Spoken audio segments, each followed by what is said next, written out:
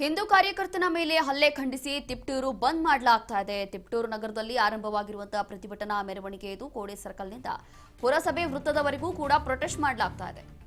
ಸಾವಿರಾರು ಸಂಖ್ಯೆಯಲ್ಲಿ ಜನರು ಮೆರವಣಿಗೆಯಲ್ಲಿ ಭಾಗಿಯಾಗಿದ್ದಾರೆ.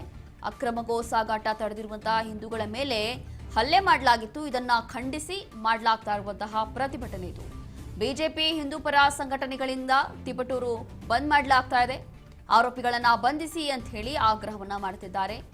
ಆರೋಪಿಗಳ ಬಂಧನಕ್ಕೆ ಒತ್ತಾಯಿಸಿ ತಿಪಟೂರು ಬಂದ್ ಮಾಡಿ ಬೈಕ್ ರ್ಯಾಲಿ ಮಾಡ್ತಾ ಇದ್ದಾರೆ. ತುಮಕೂರು ಎಸ್ಪಿ ಅಶೋಕ್ ಕೆವಿ ನೇತೃತ್ವದಲ್ಲಿ ಪೊಲೀಸರ ಭದ್ರತೆ ಕೂಡ ಇದೆ. ಅಕ್ರಮ ಗೋ ಸಾಗಾಟವನ್ನ ತಡೆದಿರುವಂತಹ ಹಿಂದೂಗಳ ಮೇಲೆ ಹಲ್ಲೆ ಮಾಡಲಾಗಿತ್ತು. ಇದನ್ನ ಖಂಡಿಸಿ ಮಾಡ್ತಾ ಇರುವಂತಹ ಪ್ರೊಟೆಸ್ಟ್ ಇದು. ಅವರನ್ನ ಕೂಡಲೇ ಯಾರು ಹಲ್ಲೆ ಮಾಡಿದ್ದಾರಲ್ಲ ಆರೋಪಿಗಳನ್ನ ಬಂಧಿಸಿ ಅಂತ ಹೇಳಿ ಈ ರೀತಿಯಾಗಿ ರ್ಯಾಲಿ ಮಾಡುವ ಮೂಲಕ ಪ್ರೊಟೆಸ್ಟ್ ಮಾಡಲಾಗ್ತಾ ಇದೆ. ತುಮಕೂರು ಎಸ್ಪಿ ಅಶೋಕ್ ಕೆವಿ ನೇತೃತ್ವದಲ್ಲಿ ಪೊಲೀಸರ ಬಿಗಿ ಬಂದೋಬಸ್ತ್ ಕೂಡ ಮಾಡಲಾಗಿದೆ.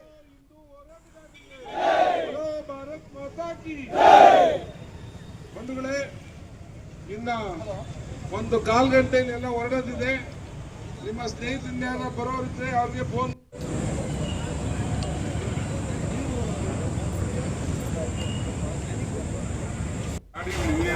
ತಿಳಿಸಿದ ವಿರುದ್ಧವಾಗಿ ಇವತ್ತಿನ ದಿನ ತಿಪ್ಟೂರು ಯಶಸ್ವಿಯಾಗಿ ಬಂದು ನೆರವೇರಿದೆ.